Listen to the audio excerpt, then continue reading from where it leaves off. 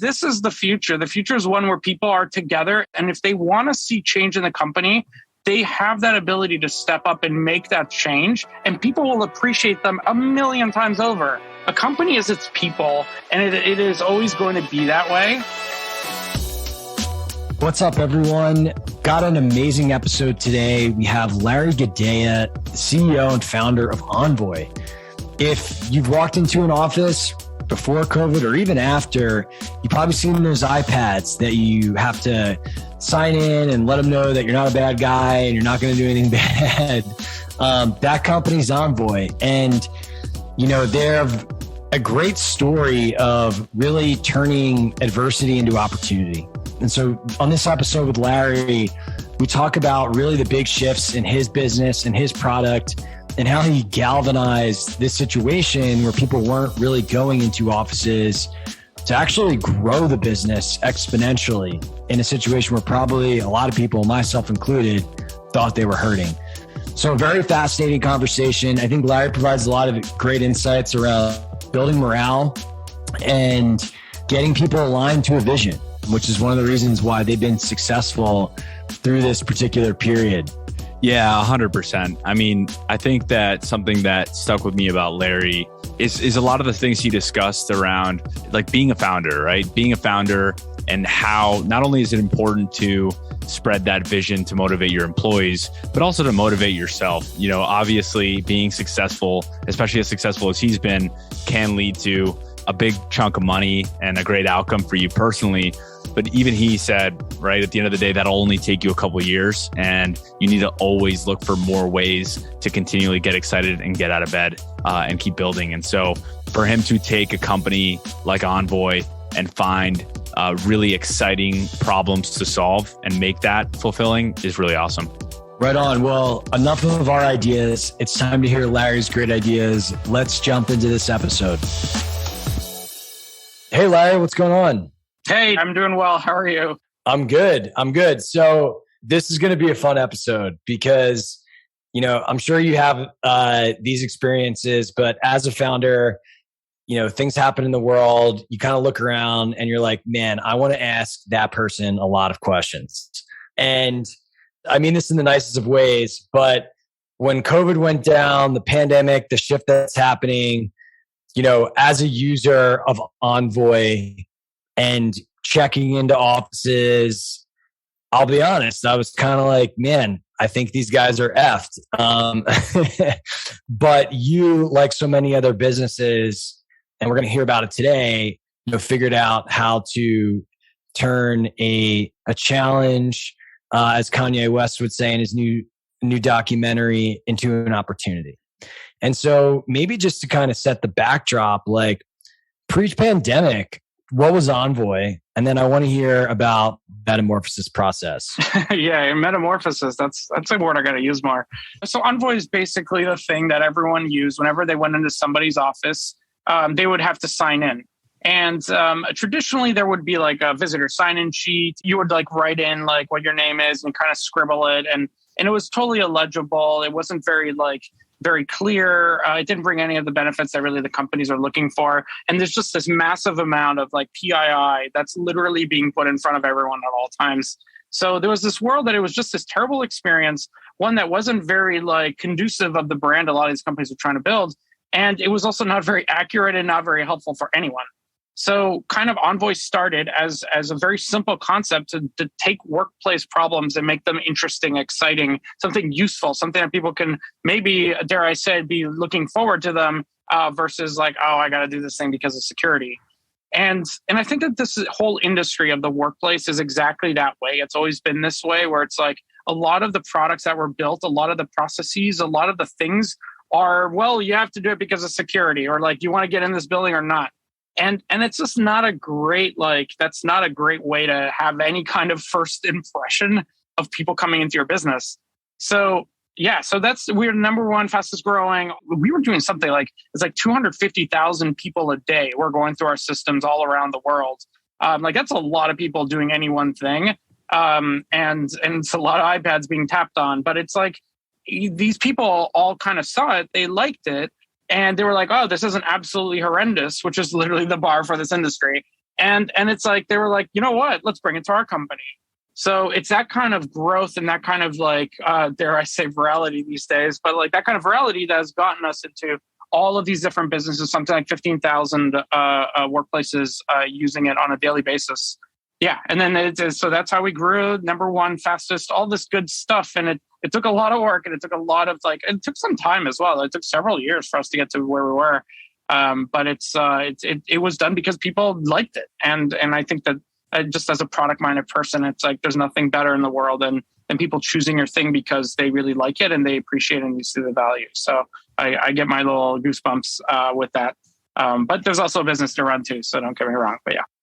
That's awesome. If you could fix the doctor check-in process of writing shit on pen and paper every single time, even though you've done it 1,000 times when you check in, that would be great too. But okay, that's the first thing I thought of. Okay, so that's Envoy pre-pandemic. And then all of a sudden, no one is going into offices, checking in iPads, etc. What went down? What went down? I mean, that's a good way of putting it. Yeah, I mean, okay, so here's the thing, right? Your company is building a product for physical workplaces, and in comes a global pandemic that requires everyone, sometimes by law, mostly by law, to get you to stay at home and not visit people and do everything remotely. And it's kind of like, now what? So first of all, there was a little bit of a like, oh no, this is not good for us. But here's the thing though, the way it actually went down was a lot less like we knew it was the end and like, oh no. What actually happened was, oh, don't worry, in 2 weeks, well, this pandemic will be over and we'll all be back.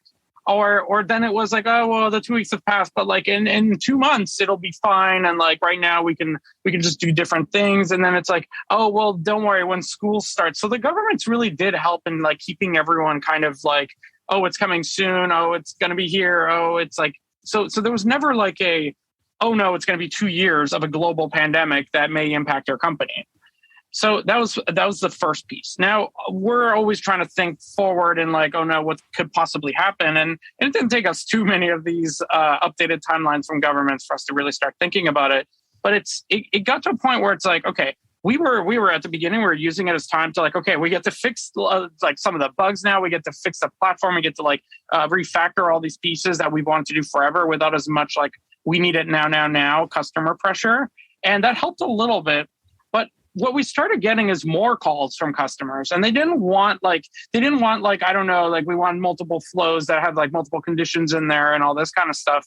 What they started asking us is like, hey, so we have a bunch of people that are at home right now that they actually want to come in and they have really bad Wi-Fi. They have really bad, like weird, like noise. There's like construction going on. They don't want to be at home. So they want to come in. How can you guys help us get them back in? Because none of our other companies, our video camera company, our door access company, none of these companies that do our physical workplace stuff, like they're not even picking up the phone. And we kind of need some help. So these companies, basically what they wanted, they saw us as the like check-in or like the checkpoint as to like coming into the business. And they're like, can you make your visitors product be used by our employees? But where the questions are around, like, have you been to this like random province in China? Or have you done this? Like, have you had COVID? Have you like been near someone that's had COVID? So at the beginning of this pandemic, it was all around like, do they have COVID? And how many people are going in? It's around doing these surveys. It's around counting capacity of your office. It's around like placing people in the office so they're far away from each other so they don't infect each other. It's around like making sure there isn't more than like 2 people in a meeting room.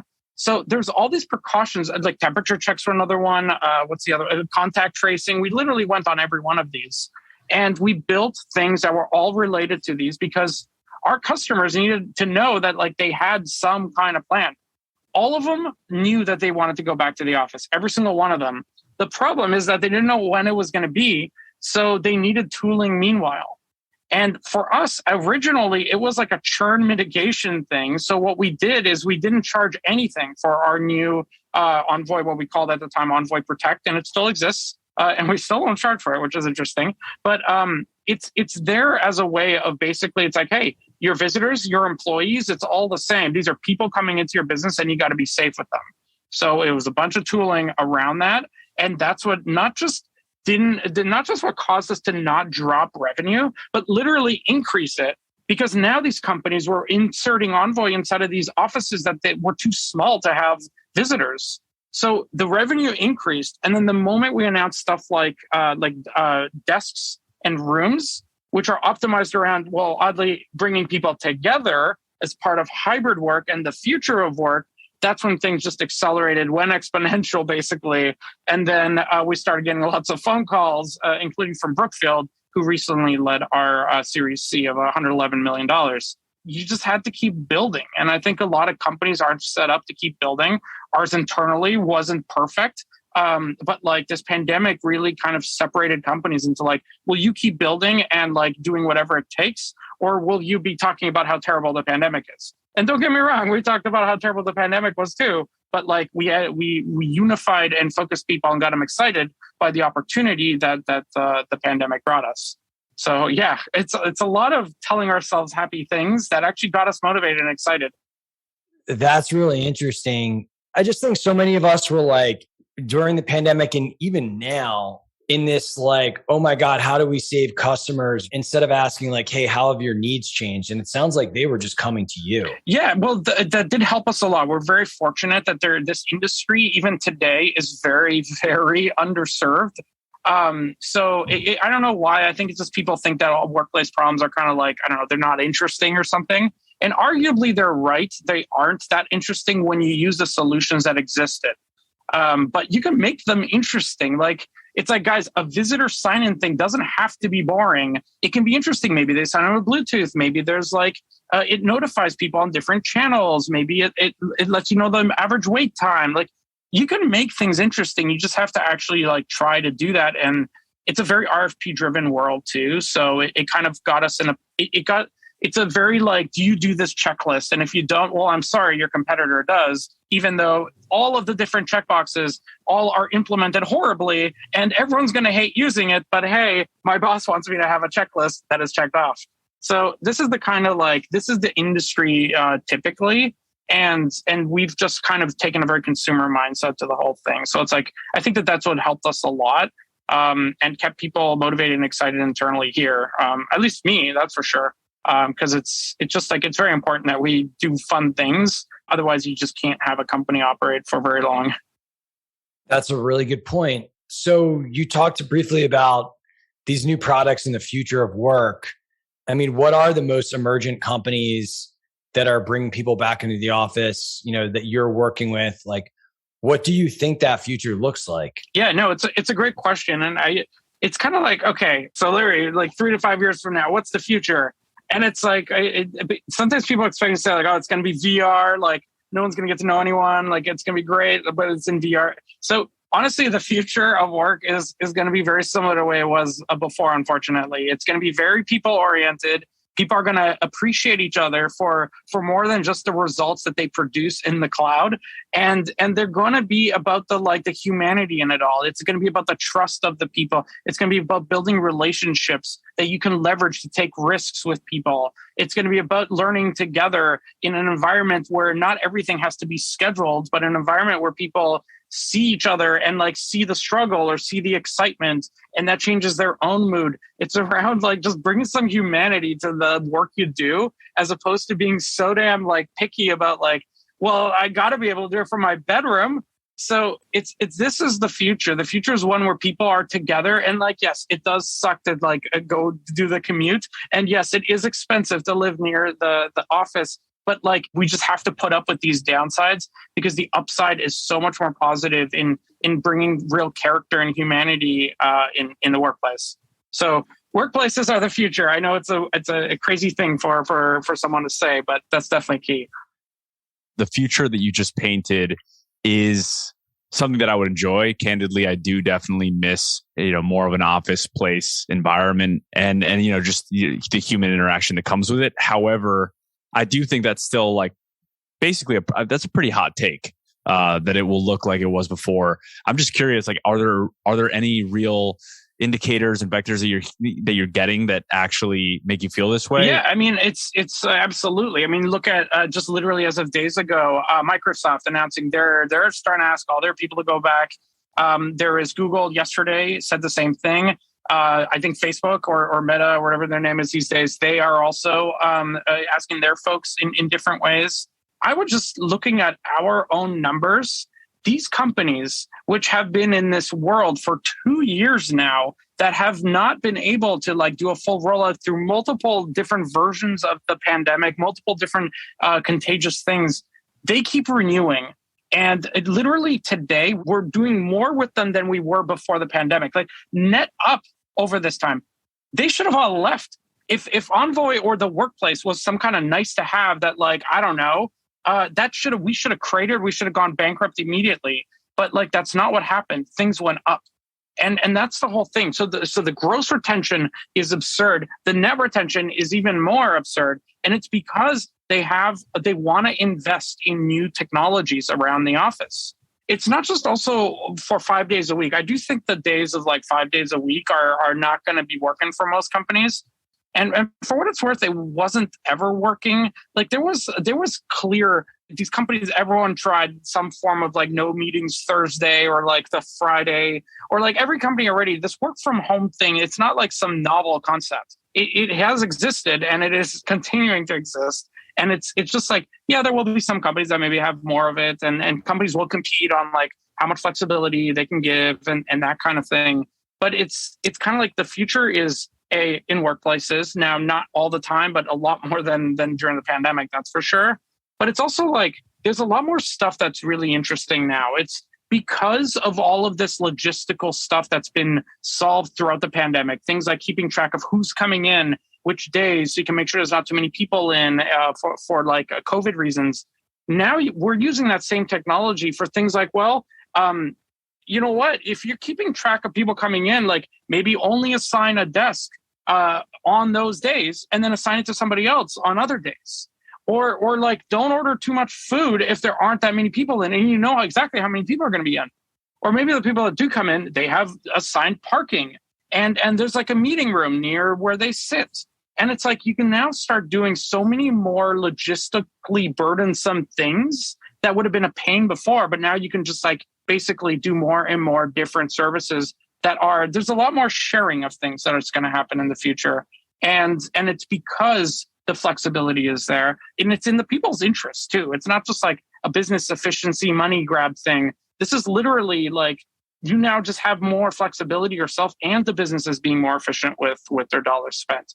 So that's really when it gets exciting. And as you go even further, it turns into now you can use spaces maybe in a local co-working space that is in your building that can assign a room for you if you need a meeting right away, as if it was a meeting room in your own office. As Envoy it grows, and as companies grow, you start getting in this weird world of there's so many customers now that are in the same building that sometimes you're kind of hey, we're out of meeting rooms. These people need to meet, but the co-working space downstairs, they have extra space, and they would love some lead gen from that company upstairs that wants to use that space. Or maybe the other company that has 2 floors, but they're only using one, they got an entire floor of wasted space. Maybe Envoy can give them some a little bit of a marketplace where they could put up the desks, the rooms, the spaces, the parking spots. And now it's kind of you're no longer leasing square footage. You're leasing 17 desks. You're leasing 22 parking spots. You're leasing 37 meeting rooms. That would be a weird company that has exactly those ratios. But the point is that it's so much more you can be a lot more knowledgeable about the workplace and the needs of the people in a very it's a form of Airbnb for your office, except that it's Airbnb for your desk, your room, your different things. And it can be in any city. You don't need to have a company HQ in these different cities. So I think it's a lot more exciting, that's for sure. And the efficiencies are there, and it just provides more flexibility for folks. So it's I see it as a win-win for everyone. Yeah, that sounds really interesting. I mean, I think the counter argument to that is people are going to say things well, how do we make it ours? How do we make the look and feel like Envoy's headquarters or Troops, and I want it to feel like home. And if you have a bunch of other people there, maybe you can't do that. And I would be interested to get your perspective on like some of the objections that you've been getting to that future. Yeah, no, the personalization aspect is definitely real. I think there's multiple ways of doing that. But my view is that a lot of these companies wouldn't even have their own office or their own place, ability to have a place, if it were not for the extensive availability of space in new cities. So in the past, you would have you have the Troops HQ in New York, and that's it. That's where it is.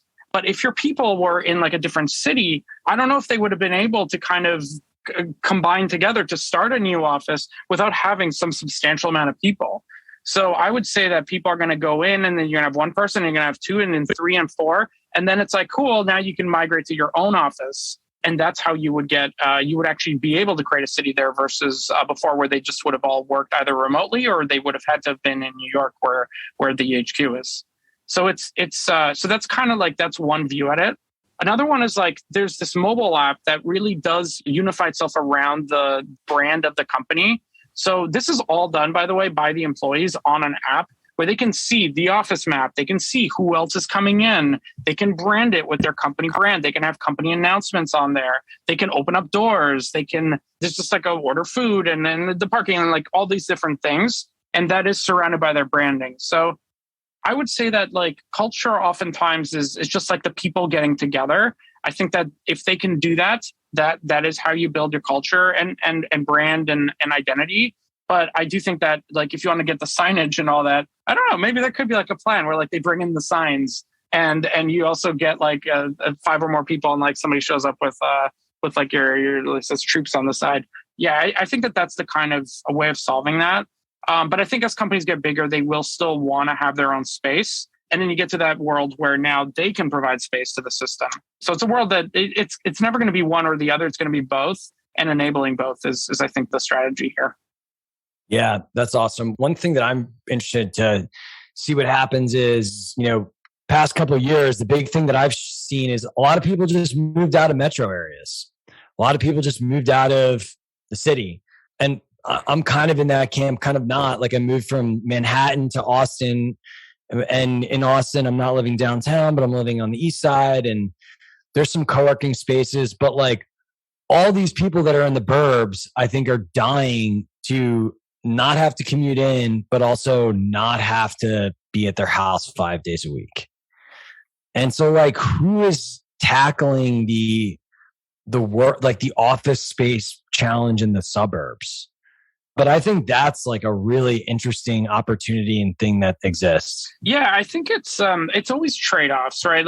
You're never going to have, because then it's even in the suburb, well, then you have to get you have to buy a car and you have to drive to work still. And there's always going to be downsides to everything. I think there's plenty of companies, there definitely are plenty of companies that have their offices in the burbs or closer to it's not downtown. Yeah, I think that exists everywhere, and I think it's just it's still a world of even in those in the business parks of the world, you have a whole bunch of different buildings. Usually, it's not one company that owns the entire building. Usually, there's multiple companies, and you're on the second floor, they're on the first. It's kind of even in those scenarios, there's still a world where the space efficiency can still happen. But I think TLDR, it's basically co-working is here to stay, and it's going to grow. And I think it's going to allow for companies to be more flexible. Co-working is not just for the one-off person that wants to go to the to kind of I don't know, they have this weird small company with one person in it and they need a desk somewhere. When we opened up our New York office, it was inside of a WeWork, and we had we had a room that could fit 10 people.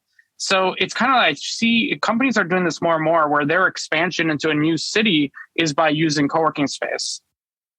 Larry, I think something that you were talking about a bit ago that really got my attention was you can be the company that complains about COVID, or you can be the company that, keeps building and drives value essentially. And I'm just curious to get a sense of what things about business in particular you have now come to realize are much more important than you did before all of this has happened at Envoy. Oh, that's really tough. Okay, what did I not know back then? I mean, everything is the answer, but now I'm trying to figure out actual point edible things. Yeah, I would just say it's like, it's really hard to run a company. You're always, especially as like the CEO or like founder or whichever, you're just dealing with the worst of the worst all the time. And it's kind of like, because that means that like the managers along the way were not able to solve it. So you basically, it's like bubbled all the way up and you got to deal with like the worst of it. I think I've always found it interesting just to see how unclear things can get, or like how weird stuff can really get. I think it's like, it is complicated though. There's a lot of work. You have to just deal with a lot of problems and you have to be okay with it. And I'm not saying you have to be like a masochist to like be successful, but you almost have to like just be okay with stuff just totally being terrible at times, but then going through it, fixing it, and then moving on in kind of in hope of a better world. And like, that's literally what you do every single other month. There's like some portion of the roller coaster that goes down and you got to like fix it. Yeah, I think it's like what happens in a lot of companies is people get a little bit exhausted after all of it. Like they're like either burnt out or like whatever. And they kind of, or they lose the excitement from that they initially had when they started the company. So that's why it's really important to be excited about something grander than like wealth, for example. Because wealth will last you a good amount of time, but like past a few years, you really start being like nothing's worth this unless you got a bigger calling. And that bigger calling, I mean, on our side, is just like every business in the world, every physical office in the world has like such a missed opportunity in how much more fun and how much more like personality there can be in it. And that's been driving me since day one. It's gotten so much more important in the last 2 years, that's for sure. And it's kind of like, I think there's a huge opportunity for real world impact. Larry, how do you connect your team to that vision and continuing to keep them excited, beyond the paycheck? Yeah, well, we have a lot of billboards everywhere, so they can't avoid them. But no, the real reason is like I try to remind everybody that we're working on one of the most, like literally the most in your face things that are happening around the world right now.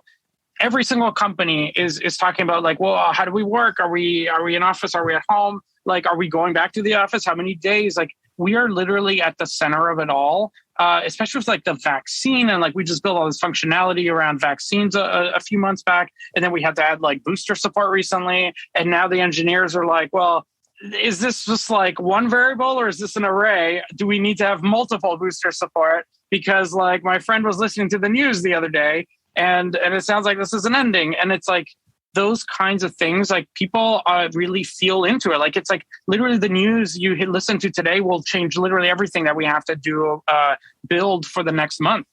And it's like that realness of it all is, I think, what motivates and excites everybody right now. And then you always have to tell a little bit of a story of like, if we don't do this, we're going to be goners. That has a nice little kick to it.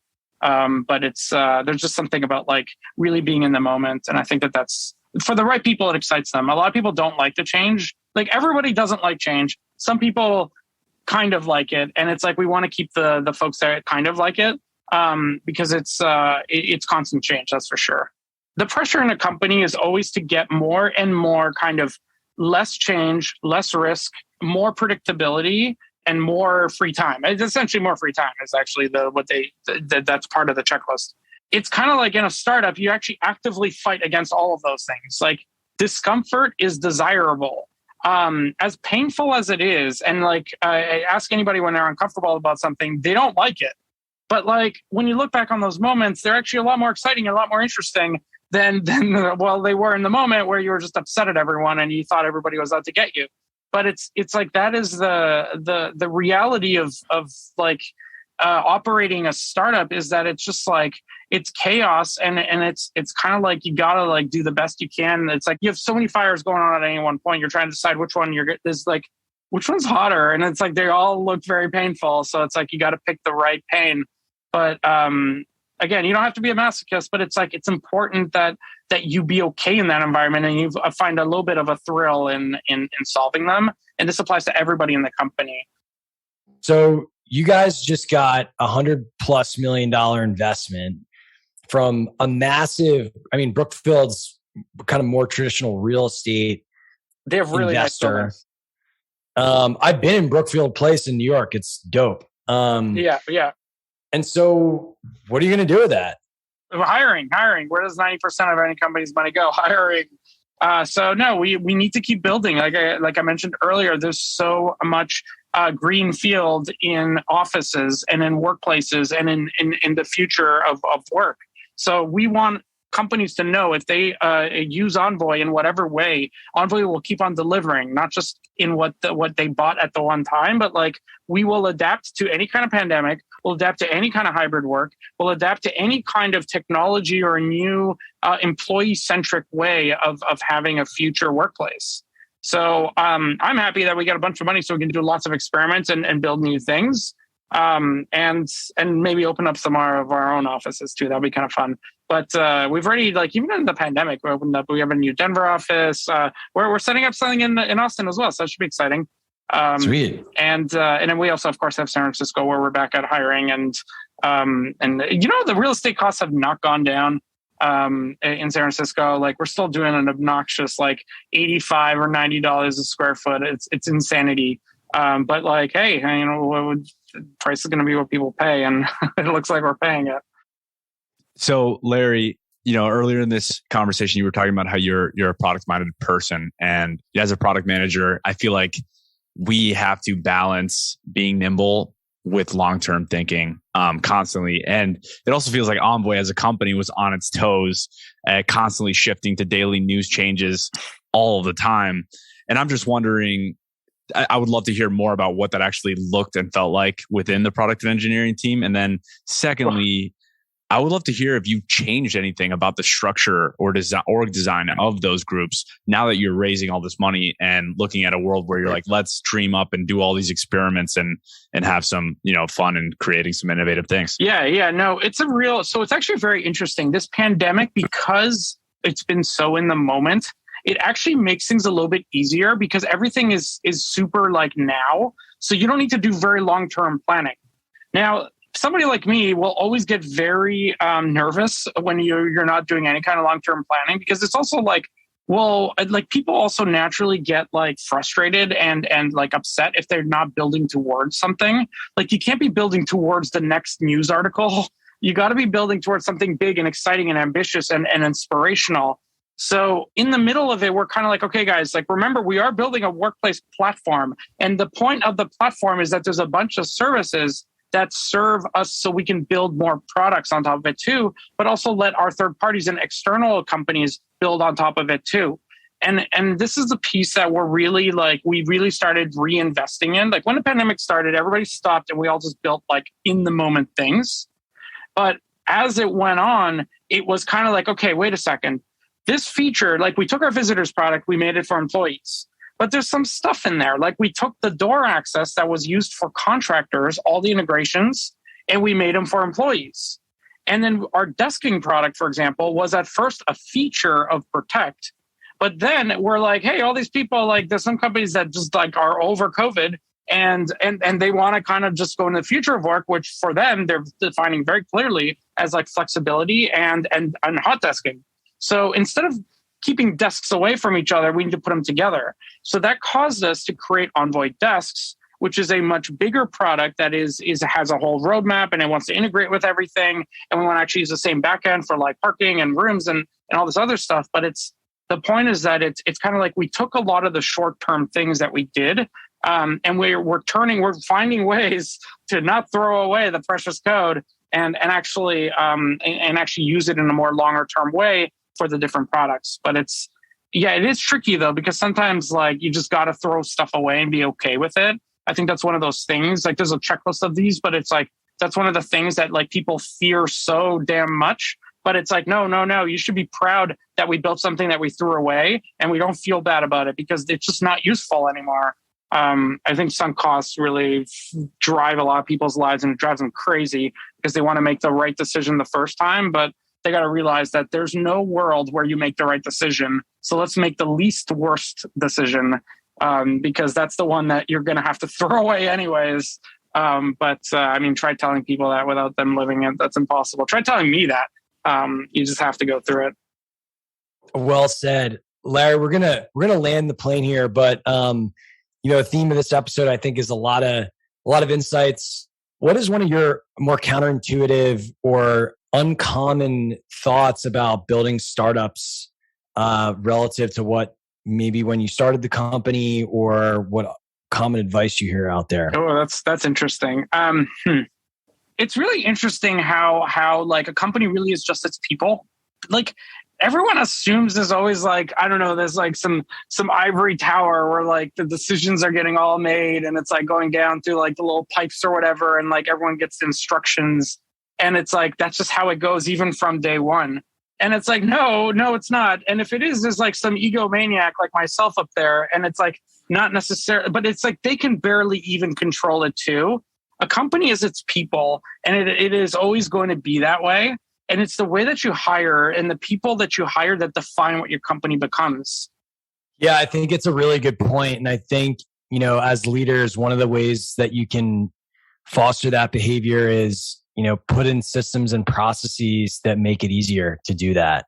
I was talking to somebody recently about like a memo culture where anybody at any point can write a memo that, can be shared about sweeping changes that need to be made in an organization, as one mechanism to perhaps achieve what you're talking about. Yeah, it's like even just having ways that people can communicate up, where it's not just like, oh yeah, put my idea in the suggestion box, but having like even hiring for people that are opinionated is really key. Like a lot of time people are like, well, you just need these kinds of people to do this kind of thing. It's like, no, you can get opinionated people to do that kind of thing and they'll transform it into something much better. Yeah, opinionatedness is really important and it's really powerful in companies.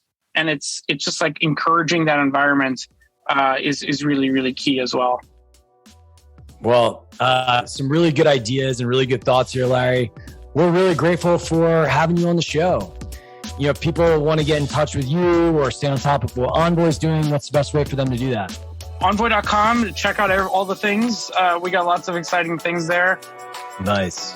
Well, thanks, everybody. We'll see you on the next episode. Thanks for having me. I appreciate it.